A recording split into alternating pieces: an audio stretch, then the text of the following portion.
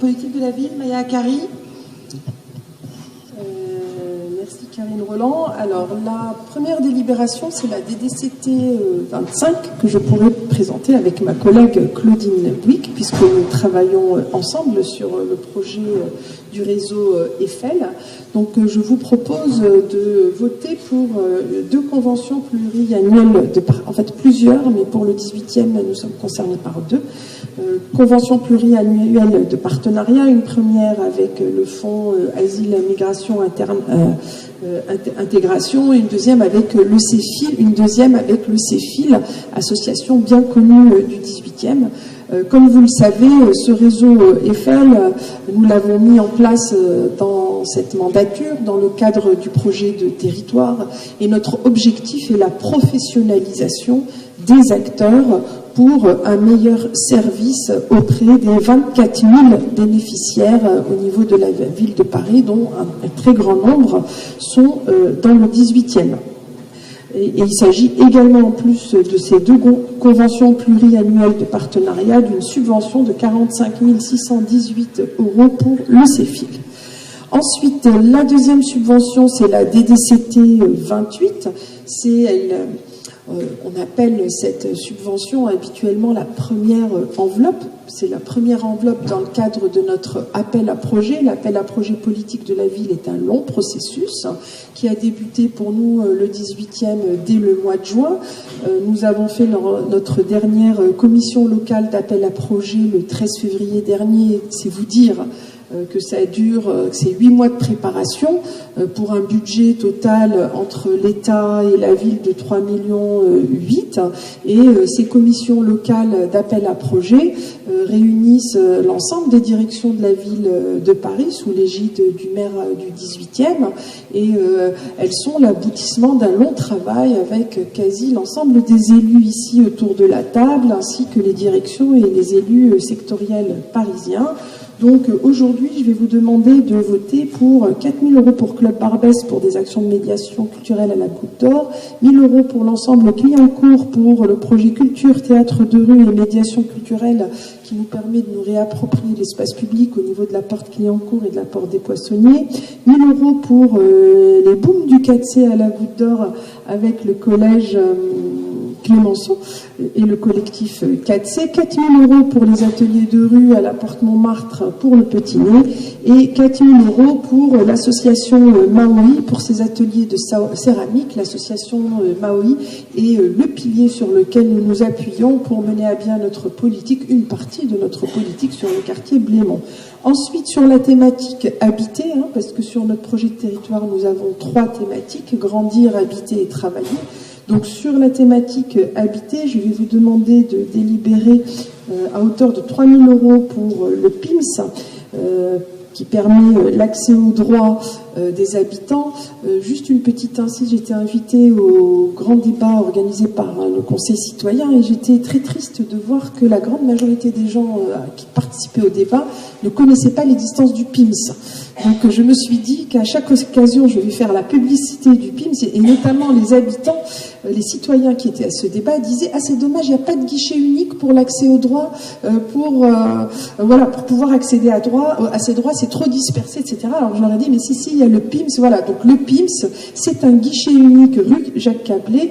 Chacune et chacun peut s'y rendre pour n'importe quelle question relative au service public et le PIMS se charge d'orienter les personnes, de les aider et de les accompagner dans leur accès aux droits.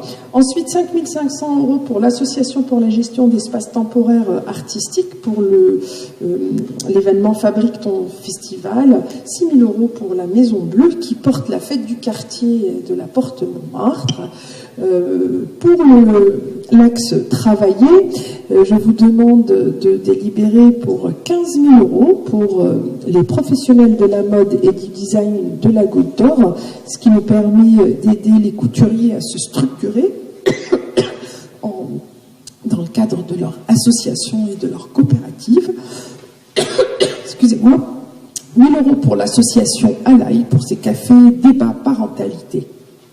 Et puis la dernière délibération, la DDCT 36, que je pourrais porter avec mon collègue Jean-Philippe Davio en charge du budget participatif, puisque nous allons subventionner à hauteur de 73 600 €, toujours l'association de la mode et de la design, dans le cadre du budget participatif Agir en faveur de la vitalité associative des quartiers populaires. Comme vous le savez, la maire de Paris a sanctuarisé une grande partie des budgets alloués au BP aux quartiers populaires, c'est-à-dire que proportionnellement au nombre d'habitants, les quartiers populaires bénéficient de davantage de moyens dans ce cadre-là. Et là, nous avons décidé, avec ma collègue Afaf Gabellotto, avec Karim Roland, Jean-Philippe Davio, de soutenir fortement l'association de la mode et du design de la Goutte d'Or pour monter un atelier mutualisé qui nous semble devoir répondre à une forte demande. Vous savez que sur la Goutte d'Or, il y a de nombreux ateliers au noir, hein, on va se dire les choses, de nombreux couturiers qui travaillent chez eux, et il y a une très forte attente par rapport à cet atelier qui va permettre, par exemple, à des couturières d'avoir accès à une vraie table de découpe, à avoir de l'espace pour travailler. L'idée pour nous est d'aider tout ce secteur à rentrer dans la légalité. Voilà, 73 600 € pour cet atelier mutualisé que nous allons soutenir par ailleurs fortement par le droit commun, va fortement s'impliquer sur ce projet important et structurant pour la Goutte d'Or.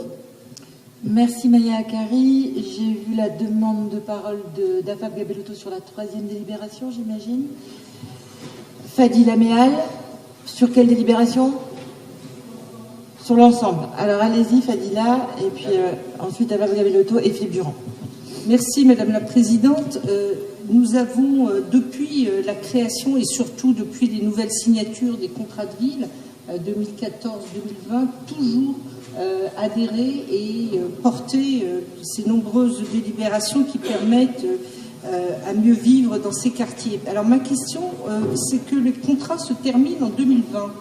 Et donc nous allons avoir une année charnière qui est celle de 2019 où j'imagine ont intégré des critères d'évaluation sur lesquels vous allez sans doute travailler.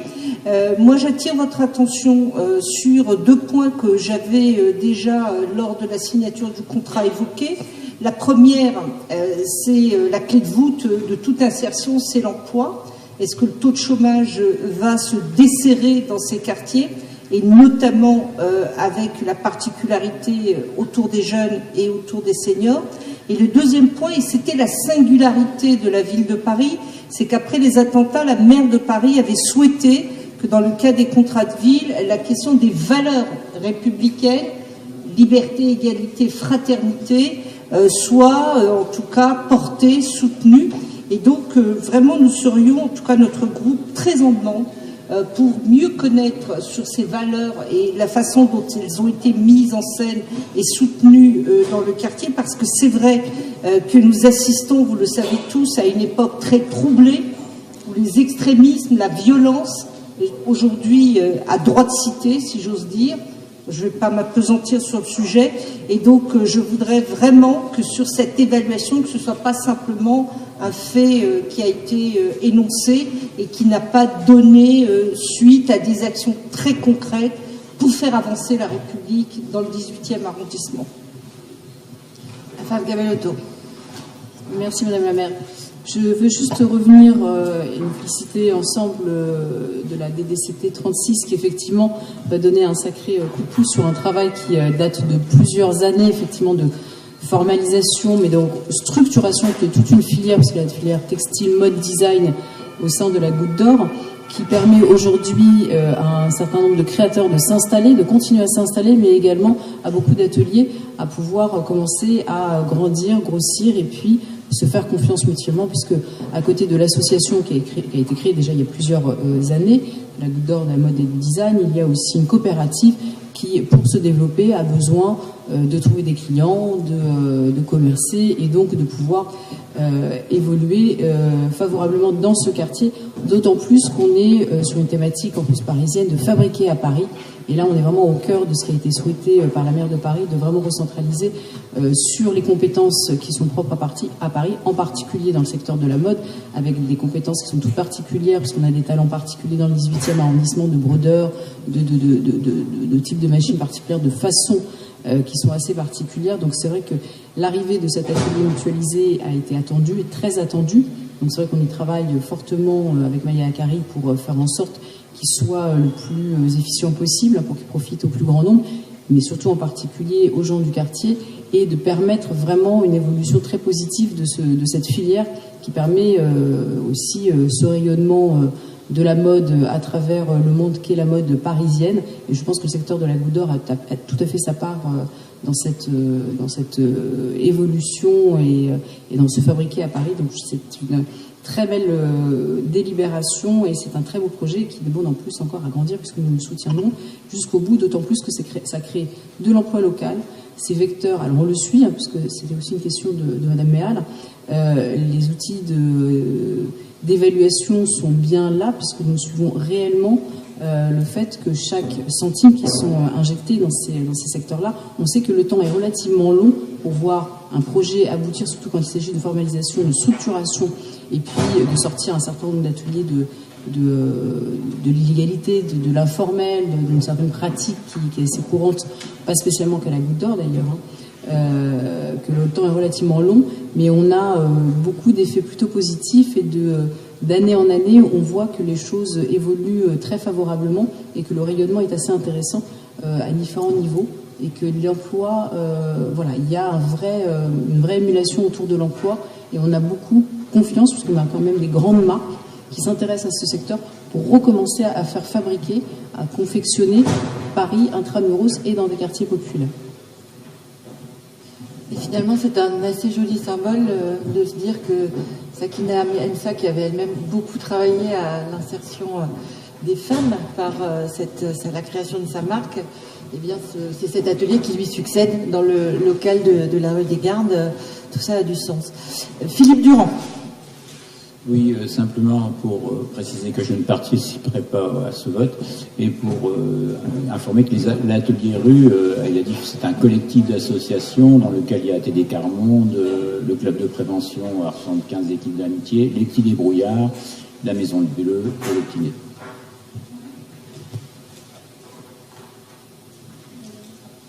Donc on peut passer au vote sur... Ah pardon, Maya Akari, en réponse à Fadila Méal. Alors, merci Fadela pour toutes vos questions qui sont toujours très intéressantes et qui nous permettent de bien réfléchir ensemble. Donc, effectivement, le contrat de ville a été prolongé à 2020. Et en tant qu'élu, j'ai envie de dire heureusement, parce que c'est vrai que cette année est l'année où on a commencé vraiment à sentir les fruits de notre travail, on a senti que c'est bien développé, qu'il y a des projets qui avancent bien, etc. Donc, ça nous laisse 2 ans pour continuer à développer encore plus. Alors, sur la question de l'évaluation, elle était au cœur de notre dernier copil de projet de territoire, qui était présidé par Éric Legendre, le maire, et tous les participants ont beaucoup insisté sur l'aspect et quantitatif et qualitatif également des choses. J'entends pas. Voilà, et qualitatif et quantitatif des choses. Bien évidemment, chaque action est suivie de façon très fine et je souhaite saluer mon collègue Jean-Philippe Davio en charge de la vie associative parce que nous travaillons vraiment de façon très partenariale auprès des associations qui doivent nous rendre compte de façon très précise, et c'est pas toujours évident, de leur action tant en termes de qualité d'action que de population touchée et notamment de nos quartiers prioritaires.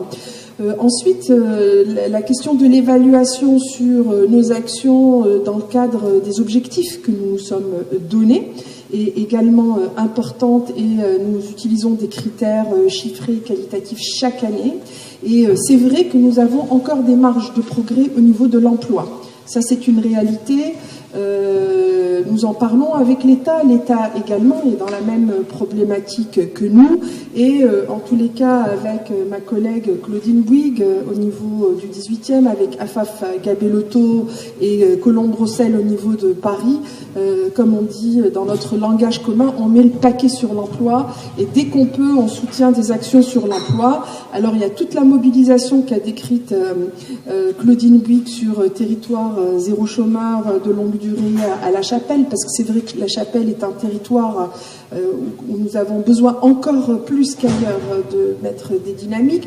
Mais je voudrais également citer le projet Jeunes Goutte d'Or, alternative au trafic, que nous avons construit très rapidement, en l'espace de 3 mois, avec Cédric Daveny et Claudine Bouygues, pour mobiliser les jeunes du quartier vers l'emploi, encore plus qu'on ne le fait d'habitude. En tout cas, alors, en termes d'évaluation sur ce sujet-là, la PUR a fait une étude récemment qui était assez positive sur le secteur Goutte d'Or, où nous avons des indicateurs qui bougent, mais il est vrai que, notamment sur Charles-Hermite, il y a encore des progrès à faire. Et alors j'évoquais la question des jeunes tout à l'heure, mais la question des seniors se pose à nous, et vous l'avez très justement évoqué, Fadela, tout à l'heure. Donc effectivement, c'est un chantier, et nous y veillons, nous y travaillons, et c'est notre priorité numéro 1, l'emploi. Ensuite, Madame Méal, vous évoquez la question des valeurs de la République. Comme vous le savez, la maire de Paris, après les attentats, a abondé les moyens humains, l'énergie humaine sur ce sujet, notamment à travers le projet Charlie. C'est Colombe Rossel au niveau parisien et moi-même qui pilotons ce projet, et nous avons de nombreux très beaux projets dans ce cadre-là qui sont mis en place. Aujourd'hui, Jérôme Dill de l'association Espoir 18 nous envoyait une information relative à un prix que cette association, je cherche l'email, que cette association a eu au niveau national sur un projet qui portait sur la question des valeurs citoyennes et de la lutte contre la radicalisation. Quand je retrouverai le mail tout à l'heure, je vous redirai le nom du projet. Ensuite, pour finir, sachez que toutes les directions se mobilisent sur la question de la médiation culturelle, la question des valeurs, et pour exemple, la DDCT mobilise plus de la moitié de ses moyens sur ce sujet-là. Voilà. Merci beaucoup. Je vais donc soumettre aux voix ces 3 délibérations, à commencer par la DDCT 25 qui est pour unanimité. Je vous en remercie. La DDCT 28, même vote avec le NPPV de Philippe Durand. DDCT 36, même vote.